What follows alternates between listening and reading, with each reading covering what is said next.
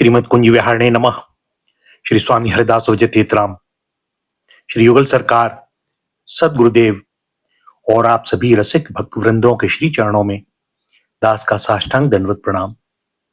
आज श्रीमद् भागवत महापुराण के दशम स्कंद के अंतर्गत 30वां अध्याय श्री कृष्ण के विरह में गोपियों की दशा। श्री सुखदेव जी कहते हैं, परीक्षित, भगवान सहसा अंतर्ध्यान हो गए। उन्हें न देखकर ब्रज युवतियों की वैसी ही दशा हो गई जैसे युद्धपति गजराज के बिना हथनियों की होती है। उनका हृदय विरह की ज्वाला से जलने लगा। भगवान श्री कृष्ण की मदोन्मत्त गजराज की सी चाल, प्रेममयी भरी मुस्कान, विलास भरी चितवन, मनोरम प्रेमालाप, भिन्न भिन्न प्रकार की लीलाओं तथा श्रृंगारस की भावभंगियों ने उनके चित्त को चुरा लिया था। वे प्रेम की मत वाली गोपियां श्री कृष्णमय हो गईं और फिर श्री कृष्ण की विभिन्न चेष्टाओं का अनुकरण करने लगी। अपने प्रीतम श्री कृष्ण की चाल ढाल, हास विलास और चितवन बोलन आदि में श्री कृष्ण की प्यारी गोपियां उनके समान ही बन गईं। उनके शरीर में भी वही गतिमति, वही भावभंगिमा उतर आई।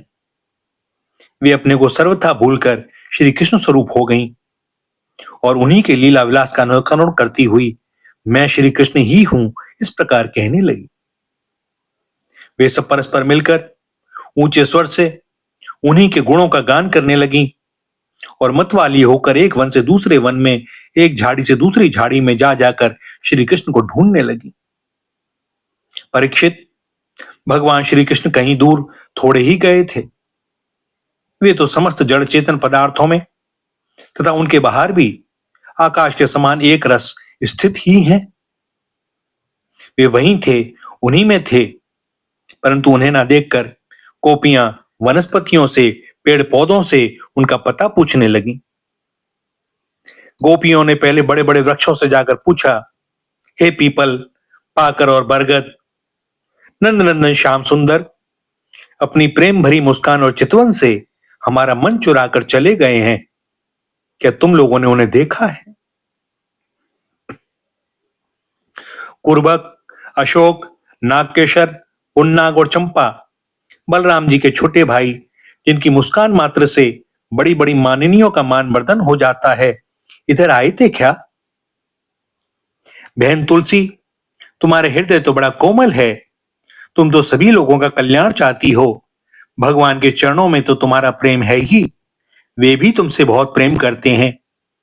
तभी तो भौरों के मंडराते रहने पर भी वे तुम्हारी माला नहीं उतारते, सर्वदा पहने रहते हैं। क्या तुमने अपने परम प्रीतम श्याम सुंदर को देखा है? प्यारी मालती, मल्लिके, जाति और जूही, तुम लोगों ने कदाचित हमारे प्यारे माधव को देखा होगा। क्या वे अपनी कोमल करों से स्पर्श करके तुम्हें आनंदित करते हुए इधर से गए हैं? रसाल, प्रियाल, कटल, पीतशाल, कचनार, जामुन, आक, बेल, मौलसरी, आम, कदम और नीम तथा अन्यान्य यमुना के तट पर विराजमान सुखी तरुवरो, तुम्हारा जन्म जीवन केवल परोपकार के लिए ही है। श्री कृष्ण के बिना हमारा जीवन सूना हो रहा है। हम बेसुध हो रही हैं। तुम हमें उन्हें पाने का मार्ग बता दो। भगवान की प्रेयसी पृथ्वी देवी, तुमने ऐसी कौन सी तपस्या की है कि श्री कृष्ण के चरण कमलों का स्पर्श प्राप्त करके तुम आनंद से भर रही हो और तृणलता आदि के रूप में अपना रोमांच प्रकट कर रही हो? तुम्हारे यह उल्लास विलास श्री कृष्ण के चरण स्पर्श के कारण है अथवा वामन अवतार में विश्व रूप धारण करके उन्होंने तुम्हें जो नापा था उसके कारण है? कहीं उनसे भी पहले वराह भगवान के अंग संग के कारण तो तुम्हारी यह दशा नहीं हो रही है। अरे सखी, हरनियो, हमारे श्याम सुंदर के अंग संग से सुषमा सौंदर्य की धारा बहती रहती है। वे कहीं अपनी प्राण प्रिया के साथ तुम्हारे नयनों को परमानंद का दान करते हुए इधर से ही तो नहीं गए हैं? देखो देखो, यहां कुलपति श्री कृष्ण की कुंदकली की माला की मनोहर गंध आ रही है। जो उनकी परम प्रेयसी के अंग संग से लगे हुए कुछ कुमकुम से अनुरंजित रहती है। तरुवरों, उनकी माला की तुलसी में ऐसी सुगंध है कि उसकी गंध के लोभी मत वाले भंवरे प्रत्येक क्षण उस पर मंडराते रहते हैं। उनके एक हाथ में लीला कमल होगा और दूसरा हाथ अपनी प्रेयसी के कंधे पर रखे होंगे। हमारे प्यारे श्याम सुंदर इधर से विचरते हुए अवश्य गए होंगे। जान पड़ता है तुम लोग उन्हें प्रणाम करने के लिए ही झुके हो, परंतु उन्होंने अपनी प्रेम भरी चितवन से भी तुम्हारी वंदना का अभिनंदन किया है या नहीं? अरे सखी, इन लताओं से पूछो, ये अपने पति वृक्षों को भुजपाश में बांधकर आलिंगन किए हुए हैं, इससे क्या हुआ? इनके शरीर में जो पुलक है, रोमांच है, वह तो भगवान के नखों के स्पर्श से ही है। अहो, इनका कैसा सौभाग्य है। परीक्षित, इस प्रकार मत वाली गोपियां प्रलाप करती हुई भगवान श्री कृष्ण को ढूंढते ढूंढते कातर हो रही थी। अब और भी गाढ़ आवेश हो जाने के कारण वे भगवन में होकर भगवान की विभिन्न लीलाओं का अनुकरण करने लगी। एक पूतना बन गई तो दूसरी श्री कृष्ण बनकर उसका स्तन पीने लगी। कोई छकड़ा बन गई तो किसी ने बाल कृष्ण बनकर रोते हुए उसे पैर की ठोकर मारकर उलट दिया। कोई सखी बाल कृष्ण बनकर बैठ गई तो कोई तृणावत दैत्य का रूप धारण करके उसे हर ले गई। कोई गोपी पांव घसीट घसीट कर घुटनों के बल बकैयां चलने लगी और उस समय उसके पायजेब रुंझुन रुंझुन बोलने लगे। एक बनी कृष्ण तो दूसरी बनी बलराम और बहुत सी गोपियां ग्वाल बालों के रूप में हो गईं। एक गोपी बन गई वत्सासुर तो दूसरी बनी बकासुर। तब तो गोपियों ने अलग अलग श्री कृष्ण बनकर वत्सासुर और बकासुर बनी हुई गोपियों को मारने की लीला की। जैसे श्री कृष्ण वन में करते थे, वैसे ही एक गोपी बांसुरी बजा बजा कर दूर गए हुए पशुओं को बुलाने का खेल खेलने लगी। तब दूसरी गोपियां वाह वाह करके उसकी प्रशंसा करने लगी। एक गोपी अपने को श्री कृष्ण समझकर दूसरी सखी के गले में बांह डालकर चलती और गोपियों से कहने लगती, मित्रों, मैं श्री कृष्ण हूं, तुम लोग मेरी यह मनोहर चाल देखो। कोई गोपी श्री कृष्ण बनकर कहती, अरे ब्रजवासियों, तुम आंधी पानी से मत डरो, मैंने उससे बचने का उपाय निकाल लिया है। ऐसा कहकर गोवर्धन धारण का अनुकरण करती हुई वह अपनी ओढ़नी उठाकर ऊपर तान लेती। परीक्षित, एक गोपी बनी काली नाग तो दूसरी श्री कृष्ण बनकर उसके सिर पर पैर रखकर चढ़ी चढ़ी बोलने लगी, रे दुष्ट सांप, तू यहां से चला जा, मैं दुष्टों का दमन करने के लिए ही उत्पन्न हुआ हूं। इतने में ही गोपी बोली, अरे ग्वालो, देखो वन में बड़ी भयंकर आग लगी है, तुम लोग जल्दी से जल्दी अपनी आंखें मूंद लो, मैं अनायास ही तुम लोगों की रक्षा कर लूंगा। एक गोपी यशोदा बनी और दूसरी बनी श्री कृष्ण। यशोदा ने फूलों की माला से श्री कृष्ण को उखल में बांध दिया। अब वह श्री कृष्ण बनी हुई सुंदरी गोपी हाथों से मुंह ढककर भय की नकल करने लगी। परीक्षित, इस प्रकार लीला करते करते गोपियां वृंदावन के वृक्ष और लता आदि से फिर श्री कृष्ण का पता पूछने लगी। इसी समय उन्होंने एक स्थान पर भगवान के चरण चिन्ह देखे। वे आपस में कहने लगी, अवश्य ये चरण चिन्ह उदार शिरोमणि नंद नंदन श्याम सुंदर के हैं, क्योंकि इनमें ध्वजा, कमल, वज्र, अंकुश और जो आदि के चिन्ह स्पष्ट ही दिख रहे हैं। उन चरण चिन्हों के द्वारा ब्रज बल्लभ भगवान को ढूंढती हुई गोपियां आगे बढ़ी। तब उन्हें श्री कृष्ण के साथ किसी ब्रज युवती के भी चरण चिन्ह दिख पड़े। उन्हें देखकर वे व्याकुल हो गईं और आपस में कहने लगीं, जैसे हथिनी अपने प्रीतम गजराज के साथ गई हो, वैसे ही नंदनंदन श्याम सुंदर के साथ उनके कंधे पर हाथ रखकर चलने वाली किस बड़ भागिनी के ये चरण चिन्ह हैं। अवश्य सर्वशक्तिमान भगवान श्री कृष्ण की यह आराधिका होगी, इसलिए इस पर प्रसन्न होकर हमारे प्राण प्यारे श्याम सुंदर ने हमें छोड़ दिया है और इसे एकांत में ले गए हैं। प्यारी सखियों, भगवान श्री कृष्ण अपने चरण कमल से जिस रज का स्पर्श कर देते हैं वह धन्य हो जाती है, उसके अहोभाग्य हैं, क्योंकि ब्रह्मा शंकर और लक्ष्मी आदि भी अपने अशुभ नष्ट करने के लिए उस रज को अपने सिर पर धारण करते हैं। अरी सखी, चाहे कुछ भी हो, यह जो सखी हमारे सर्वस्व श्री कृष्ण को एकांत में ले जाकर अकेले ही उनकी अधर सुधा का रस पी रही है, इस गोपी के उभरे हुए चरण चिन्ह तो हमारे हृदय में बड़ा ही क्षोभ उत्पन्न कर रहे हैं। यहां उस गोपी के पैर नहीं दिखाई देते। मालूम होता है यहां प्यारे श्याम सुंदर ने देखा होगा कि मेरी प्रेयसी के सुकुमार चरण कमलों में घास की नोक गड़ती होगी, इसलिए उन्होंने उसे अपने कंधे पर चढ़ा लिया होगा।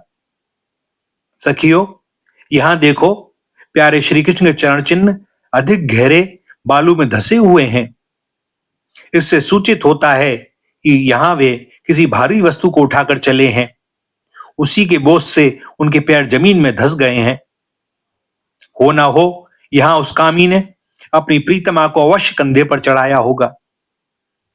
देखो देखो, यहां परम प्रेमी ब्रजवल्लभ ने फूल चुनने के लिए अपनी प्रेयसी को नीचे उतार दिया है, और यहां परम प्रीतम श्री कृष्ण ने अपनी प्रेयसी के लिए फूल चुने हैं। वो चक्कर फूल तोड़ने के कारण या उनके पंजे तो धरती में गड़े हुए हैं और एड़ी का पता ही नहीं है। परम प्रेमी श्री कृष्ण ने कामी पुरुष के समान यहां अपनी प्रेयसी के केस संवारे हैं। देखो, अपने चुने हुए फूलों को प्रेयसी की चोटी में गूंथने के लिए वे यहां अवश्य ही बैठे रहे होंगे। परीक्षित, भगवान श्री कृष्ण आत्माराम है, वे अपने आप में ही संतुष्ट और पूर्ण हैं। जब वे अखंड हैं, उनमें कोई दूसरा है ही नहीं, तब उनमें काम की कल्पना कैसे हो सकती है। फिर भी उन्होंने कामियों की दीनता, स्त्री परवशता और स्त्रियों की कुटिलता दिखलाते हुए वहां उस गोपी के साथ एकांत में क्रीड़ा की थी, एक खेल रचा था। इस प्रकार गोपियां मतवाली सी होकर, अपनी सुध बुध खोकर एक दूसरे को भगवान श्री कृष्ण के चरण चिन्ह दिखलाती हुई वन वन में भटक रही थी। इधर भगवान श्री कृष्ण दूसरी गोपियों को वन में छोड़कर जिस भाग्यवती गोपी को एकांत में ले गए थे, उसने समझा कि मैं ही समस्त गोपियों में श्रेष्ठ हूं। इसीलिए तो हमारे प्यारे श्री कृष्ण दूसरी गोपियों को छोड़कर, जो उन्हें इतना चाहती हैं, केवल मेरा ही मान करते हैं, मुझे ही आदर दे रहे हैं। भगवान श्री कृष्ण ब्रह्मा और शंकर के भी शासक हैं। वह गोपी वन में जाकर अपने प्रेम और सौभाग्य के मद से मतवाली हो गई और उन्हीं श्री कृष्ण से कहने लगी, प्यारे, मुझसे अब और तो नहीं चला जाता, मेरे सुकुमार पांव थक गए हैं, अब तुम जहां चलना चाहो मुझे अपने कंधे पर चढ़ाकर ले चलो। अपनी प्रीतमा की यह बात सुनकर श्याम सुंदर ने कहा, अच्छा प्यारी, तुम अब मेरे कंधे पर चढ़ लो। यह सुनकर वह गोपी ज्यों ही उनके कंधे पर चढ़ने चली, त्यों ही श्री कृष्ण अंतर्ध्यान हो गए और वह सौभाग्यवती गोपी रोने पछताने लगी। हा नाथ, हा रमण, हा प्रेष्ठ, हा महाभुज, तुम कहां हो, कहां हो? मेरे सखा, मैं तुम्हारी दीनहीन दासी हूं, शीघ्र ही मुझे अपने सानिध्य का अनुभव करवाओ, मुझे दर्शन दो। परीक्षित, गोपियां भगवान के चरण चिन्हों के सहारे उनके जाने का मार्ग ढूंढती ढूंढती वहां जा पहुंची। थोड़ी दूर से ही उन्होंने देखा कि उनकी सखी अपने प्रीतम के वियोग से दुखी होकर अचेत हो गई है। जब उन्होंने उसे जगाया, तब उसने भगवान श्री कृष्ण से उसे जो प्रेम और सम्मान प्राप्त हुआ था वह उनको सुनाया। उसने यह भी कहा कि मैंने कुटिलतावश उनका अपमान किया, इसी से वे अंतर्ध्यान हो गए। उसकी बात सुनकर गोपियों के आश्चर्य की सीमा न रही। इसके बाद वन में जहां तक चंद्रदेव की चांदनी छिटक रही थी, वहां तक वे उन्हें ढूंढती हुई गईं। परंतु जब उन्होंने देखा कि आगे घना अंधकार है, घोर जंगल है, हम ढूंढती जाएंगी तो श्री कृष्ण और भी उसके अंदर घुस जाएंगे, तब वे उधर से लौट आई। परीक्षित, गोपियों का मन श्री कृष्णमय हो गया था। उनकी वाणी से कृष्ण चर्चा के अतिरिक्त और कोई बात नहीं निकलती थी। उनके शरीर से केवल श्री कृष्ण के लिए और केवल श्री कृष्ण की चेष्टाएं हो रही थीं। कहां तक कहूं, उनका रोम रोम, उनकी आत्मा श्री कृष्णमय हो रही थी। वे केवल उनके गुणों और लीलाओं का ही गान कर रही थीं और उनमें इतनी तन्मय हो रही थीं कि उन्हें अपने शरीर की भी सुध नहीं थी। फिर घर की याद कौन करता? गोपियों का रोम रोम इस बात की प्रतीक्षा और आकांक्षा कर रहा था कि जल्दी से जल्दी श्री कृष्ण आवें। श्री कृष्ण की भावना में डूबी हुई गोपियां यमुना जी के पावन पुलिन पर रमण रेती में लौट आईं और एक साथ मिलकर श्री कृष्ण के गुणों का गान करने लगी। भैया, यहां पर दशम स्कंद का 30वां अध्याय समाप्त होता है और दास को अनुमति दें आज के लिए वाणी को विराम देने की। आगे श्री हरि की जैसी जो इच्छा। श्री राधा, श्री राधा, श्री राधा।